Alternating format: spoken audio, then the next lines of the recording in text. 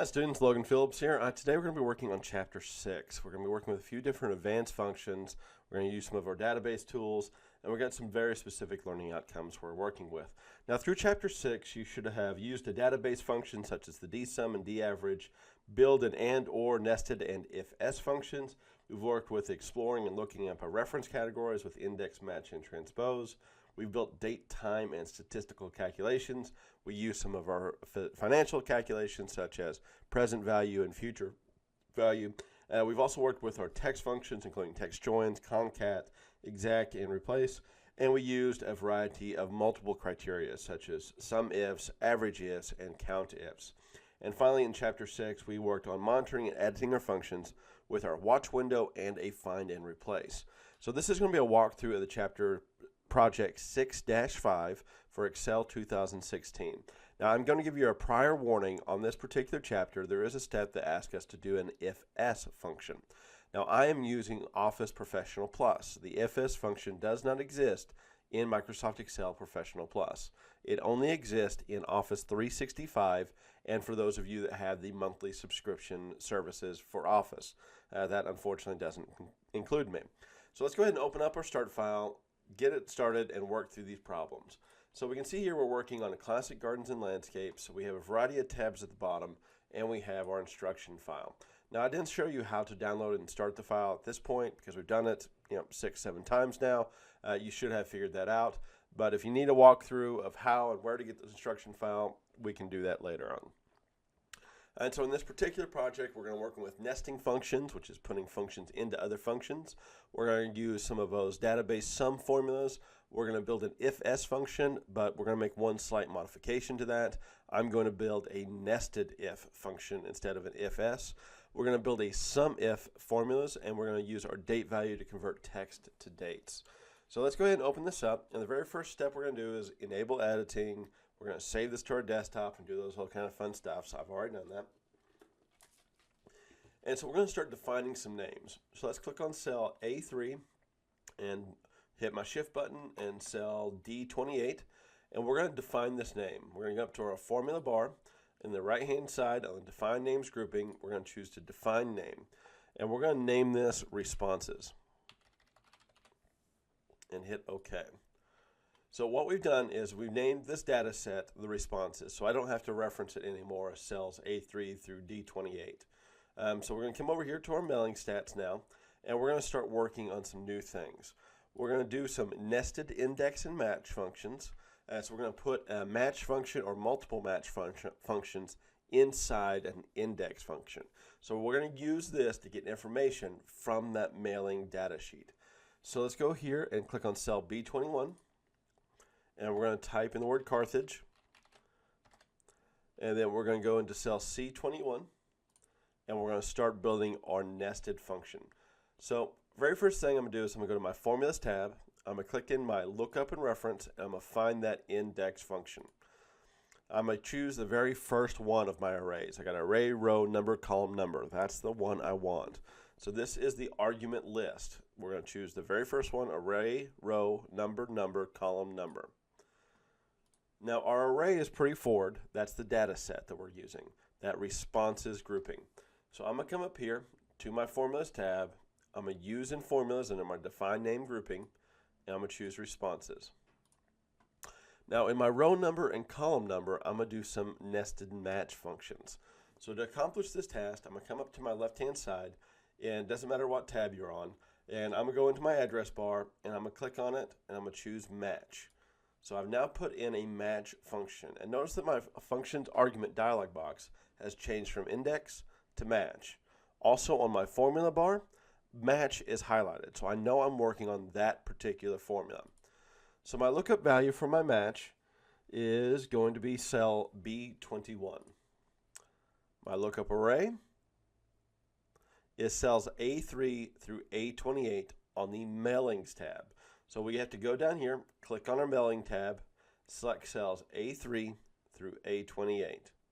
If you type in just A3 through A28, you will get an error and things will be not applicable. And we're going to do a match type of 0. Now, we need to jump back into our index so that we can finish off and put in a second match in our match formula. So I'm going to come up to my formula bar. I'm going to click on the word index. Now notice that my index is now highlighted, and here in my dialog box it now says index. So my column number, I'm going to come up here to my address bar, and I'm going to put in another match formula.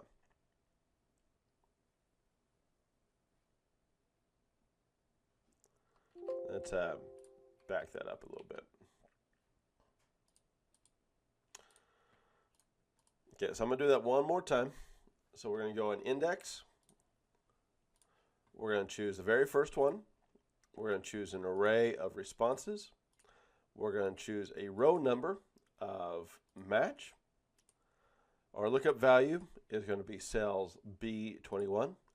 Our lookup array is going to be mailings tab A3 through A28. Our match type is going to be 0. Then we're going to come up, click on the word index. I'm going to come down to the column row, and then I'm going to insert another match. Now our lookup value for this one is going to be cell D3 and the mailings tab. So let's go here to the mailings tab, cell D3. Our lookup array is going to be cell A3. Okay.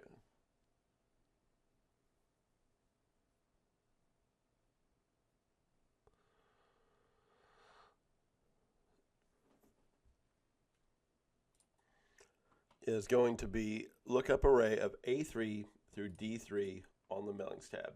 A3 through D3. And our match type is going to be 0. Okay. And let's hit, I think we can hit OK at this point. And then we're going to format this to be zeros. So let's look at this formula up top. We have an index. We have looking at the responses, which is our mailings tabs data sheet, and we're going to match our mailings tabs, and we're going to match some mailings tabs. So we're really pulling in, we want to match whatever city I have here in B21. It's going to give me my total number of responses. So let's go ahead and hit OK. Now you can see it's in a decimal, so let's go ahead and modify this. Number of responses, we're going to go to our Home tab. We're going to do our Numbers dialog box group launcher. And we're going to drop down that decimal places 2 spots to 0 decimal. Now I can see that Carthage has a total number of responses of 343. So let's type in the word Smyrna and see what it has. Smyrna. And hit enter. So Smyrna has 300 total responses. So we've done pretty well here. We've gone through steps 1 and 2. Those were both pretty difficult steps. The next we're going to use some dsums, our database sum, to summarize that mailing data from the mailings tabs. So let's go on to the mailing sheet. And I want to note that the number sent is located in the third column. So this ABC, third column, is the number of mailings sent. And so that's going to be very important, that number 3 here coming in just a minute. So we're going to click on the Criteria Sheet tab. Let's make sure we're in top. All right, and we're going to select cells B2, cell B2. We're going to type in LAN and an asterisk. So that tells, the asterisk says to search for a wildcard. Now, asterisk in Excel is a wildcard. And we're going to click on the Mailing Stats Sheet tab. And we're going to select cell B7. So Landscape Design, Total Sent. We're going to type in here, we're going to use a dsum. So let's go ahead, B7. We're going to hit on the F of X button. We're going to type in dsum and hit enter because I want to go straight to it. And so we're going to add a database sum here. So with dsum, with the range, is going to be the response field. So let's go ahead and click on the database. And we're going to come up here to our Formulas tab. We're going to use in Formulas, Responses. So we're going to look through all of our mailing data sheet still. We're still referencing that mailing data sheet. Our field name, our field is 3, so we're going to look for that third column. So we're going to look in our responses, and we're going to look in the third column and pull whatever information comes up in that third column. And our criteria is going to be an absolute reference of cells B1 and B2 on the criteria. So let's go here, B1, B2, and then let's hit F4 to lock everything in place. So we've got responses. Look up the data sheet of responses, pull the information from the third field if it matches LAN with a wildcard. So we have 11,555. Next, we're going to copy that formula to cell C7, and we're going to modify it to use the fourth column. So we're going to move it over using our drag handle. Notice it stayed the same. Both formulas has the responses in third column. Total responses, if we look on the mailing sheet, is the fourth column, 1, 2, 3, 4. So we're going to modify this in the formula bar. Instead of the third column, we're going to delete it and put 4. So landscape design had 11,555 with a total responses of 224. Landscape and patio furniture is what we're going to have to do next.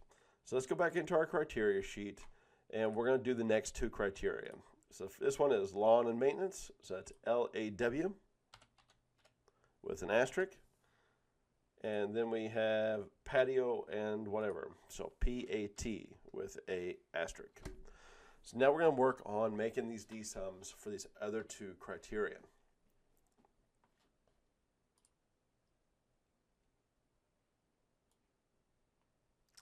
So let's come up here to our mailing sheet.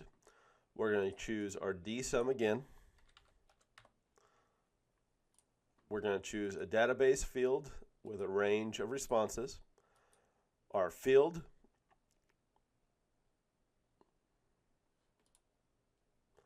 is going to be the third column, and our criteria is going to be in the criteria sheet, cells B4 and B5. And let's do patio and furniture next. dsum, database field range is responses. My field is the third column. My criteria is cells B7 and B8.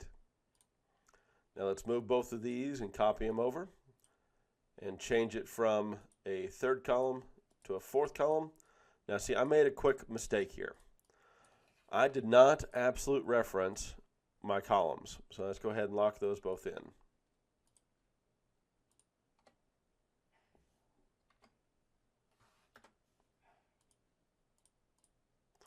So I'm just clicking on them and hitting F4, lock them into place. And now let's drag them over. And then all we have to do here is change the number 3 to a number 4. So now we have our total sent, total responses, and we're going to work on creating some response rates, and we're going to work on creating our totals here.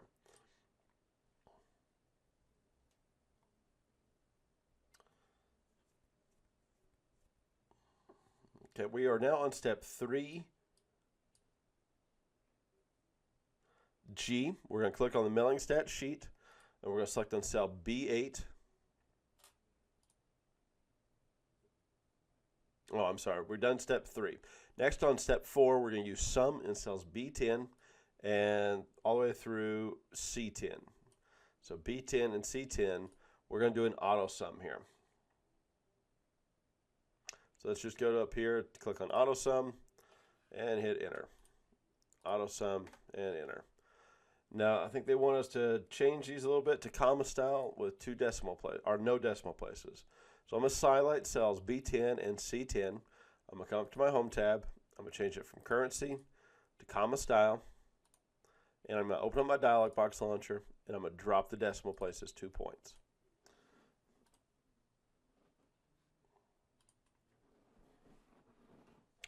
All right, we are now on to step 6, and this is where things are going to get a little complicated and a little bit problematic.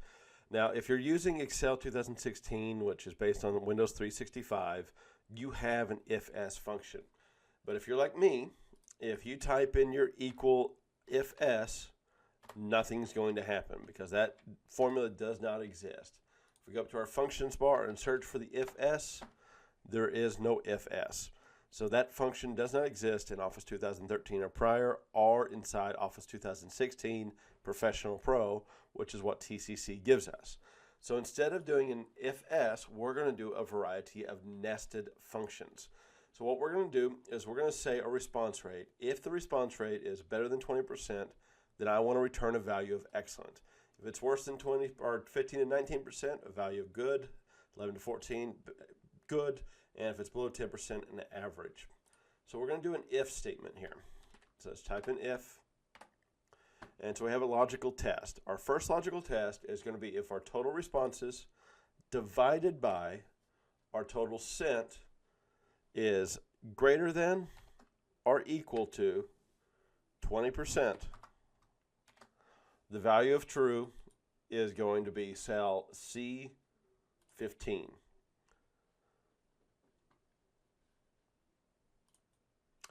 Now, our value of false is we're going to nest in a new if function. So let's go up here and put in our if function.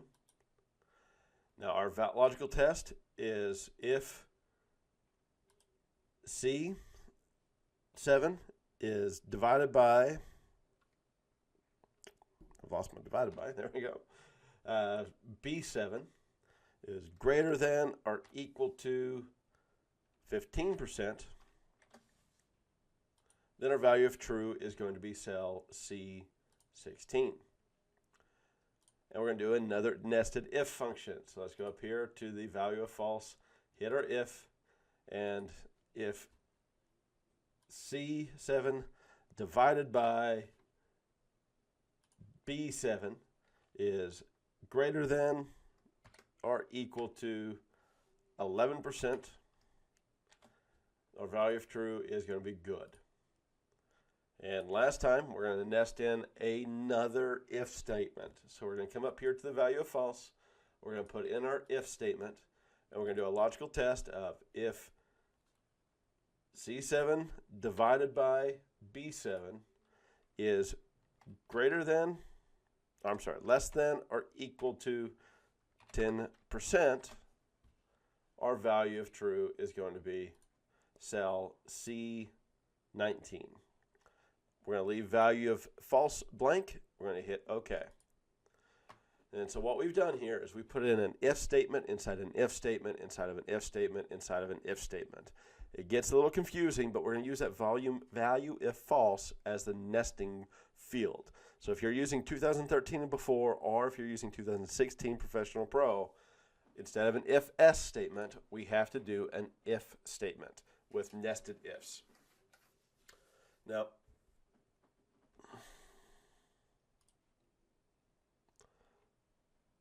one thing we're going to have to do here is we're also going to need to lock in our values. So we need to lock in the excellent. Oops, I didn't mean to put that. So let's go ahead. If C7 equals that, then absolute value C15. If this equals 15%, absolute value C16. If C7 by B7 is greater than 11%, absolute value C17 and absolute value C18. Now what we can do here is move this down and copy it to the rest of the formulas. And so our response rate, if it's excellent, is or above 20%, it's excellent. If it's above 15%, it's very good. Looks like patio and furniture was also excellent, and our overall, we're doing excellently. All right, on this step, we are on to step 7. We're going to use some sum ifs to total insurance claims and dependents by city and departments. So let's go to our employee insurance tab. And we're going to come down here and we're going to modify some of these. Now, I want you to pay special attention to what the outlines and stuff look like, because when we start messing with items and stuff, we're going to have to fix our borders. So we're going to click on the cell E25. And we're going to use a sum ifs with an absolute cell reference. So let's hit f of x and sum ifs. We're going to hit OK.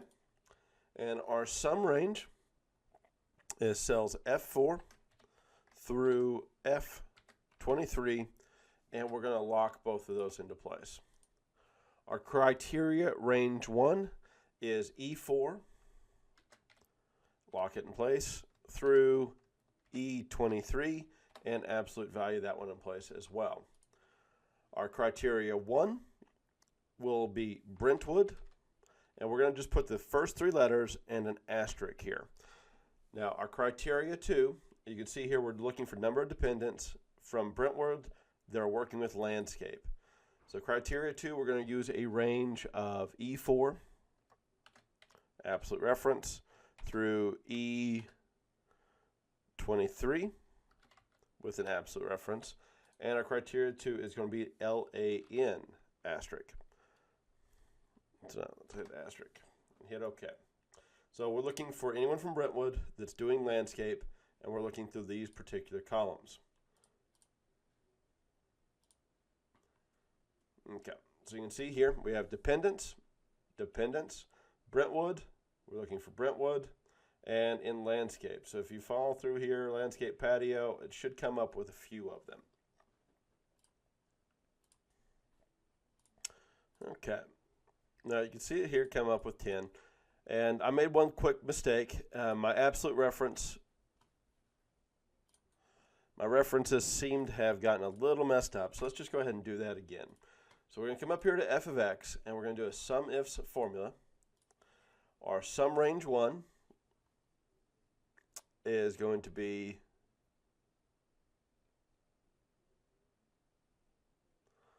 F4 absolute reference through F23 absolute reference. Our criteria range 1 is going to be E4 absolute reference through E23 and absolute reference that as well. Our criteria is going to be Brentwood, which is BRE and an asterisk. And now we're going to put in a second criteria. So we're looking for number of dependents that are in Brentwood and landscaping. So our criteria range is an absolute reference to the department column. So let's go here to the department column that sells B4 through B23. And that's absolute reference that.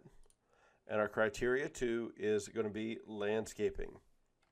So LAN and an asterisk. So you can see here our function arguments F4 through F23, E4 through E23, BRE, D4 through D23, and LAN. And both of our criteria have an asterisk. And it looks like we have 10 of these that have dependents in Brentwood. So we're going to go down and do the same type of situation for the Springfield and human resources. Now, these two things are actually referencing the same bit of information, the department and the city that everything's living in. So we can actually just copy this formula down a little bit. We're going to hit Control C, and we're going to just copy it down to copy it down to cell E26. But we're going to have to change things a little bit. So when we copy it down, everything is still referencing Brentwood and landscape. So let's click on cell after we've copied it, cell E26, come up to our formula bar, and we're going to change BRE to the first 3 letters of SPR, and make sure that asterisk is still in there. And we're going to change LAN over to HUM and hit enter. So we have number of dependents, their Springfield and human resources are 4. So next we're going to do the number of claims for Forest Hills and patio. All right, so next we're going to modify this formula a little bit so that we look up the claims instead of the dependents column. So if we look at the formula in cell C26, you can see here that we have been looking at number of dependents, city, and department. So instead, we're going to now look at dependents, claims, and Forest Hills patio. So the only number we're really going to change here is we're going to change this F4 through F23 over to, E4 through E23. So let's just go ahead and copy this down. I'm going to hit Control C, and I'm going to come up to my paste. I'm going to paste just my formulas. That way I don't have to deal with changing around the borders and whatnot. So with the formulas put in on the cells E27, I'm going to double click it, and I'm going to come up here to the absolute value, and instead of F4 through F23, I'm going to modify it to E4 through E20 or G4 through G23, and then I'm going to absolute value that particular one. Now I still need to modify a few little pieces because right now it's looking for SPR, so I'm going to change it to FOR, and I'm going to change HUM over to PAT. Now we can copy this formula down, so I'm going to copy it, Control C, and I'm going to paste it to the next one down with just the formulas, and I'm going to change my criteria from FOR over to GAL, and from PAT I'm going to change that one over to LAW. You can see that there should be about 0 claims from gelatin and about 6 for forest hills on patio. So 10, 4, 6, and 0. And because we did it with the paste formulas only, we don't need to modify any of the borders or adjust any of the content because we can see everything as is. So let's go on to step 8 at this point, and we're going to use a date value to convert dates, sheet tab, date value to convert text dates to physical dates. So let's go over to the birth dates column, or birth dates tab. And you can see here this was imported from probably someone's Word document or a comma-separated file. And they've put these all in as text, which means we can't do any types of formulas with them because they're a text version of a date. So what we're going to do is we're going to convert these over. I'm going to first highlight all of them. I'm going to highlight cells D4 through D27. I'm going to cut and paste this. So let's go cut. And I'm going to paste it into cells G4 through G27. Now, next to G4, I'm going to go to cell H4, and I'm going to type in a formula. So I'm going to do the date value formula. You can see that is inside Excel. I'm going to hit OK. My date text is in cell G4. And now what this has done is give me the code or the serial number that aligns to that date. So every date has a unique serial number. So I'm just going to copy this formula down to all of them. And so each of my dates now have a serial number assigned to them. We're going to select these serial numbers, cells H4 through H23, and I'm going to copy them using a Control C, and I'm going to post them or paste them to cells D4 through D23. Now, I'm not going to just paste them with a Control V because it's going to give me this error of value. What I'm going to do is I'm going to come up to my paste value, I'm going to hit my down arrow, and I'm going to paste them as a value. So I have a code. Now, the only thing I need to do from here is I'm going to select this columns and value D, or column D. I'm going to change it from general over to a short date. So we have date 213, 318. We can now do calculations based on these. I'm going to highlight my columns G and H. I'm going to right click on those columns and I'm going to choose to hide those columns. Get rid of those. Then I'm going to choose columns B through D. I'm going to right click. I'm going to choose my column width. And I'm going to set my column width to 13.57. With that, we have done a variety of things to this. When I import this into the Simnet environment, the if statement, because I'm using 2016, will show wrong. I will give everyone a bonus point for that particular thing, but that's nested if statements. So we should be pretty good at this point. Let's go ahead and save it. Let's open up Simnet and open up that file.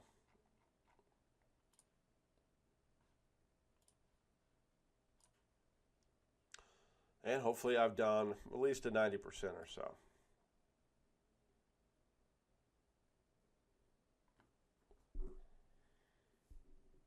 All right, so 92%. Now, we got 2 errors here, and the reason I'm giving you the bonus point is because I did not use an if-else statement. I used a nested if. My computer system does not have an if-else statement, so I couldn't do it correctly. I will give everyone one bonus point to overcome that nested if statement if you follow my path. So don't worry about that. But we used a date value here that I may have made a mistake on.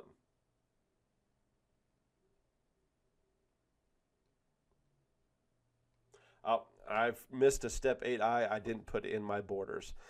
So that was my mistake. I skipped over step 8i. I should have applied all borders to that. So if you finish that, put the borders in, get the bonus points, you'll have a perfect 100% on this assignment. I hope that helps. If you have any questions, comments, concerns,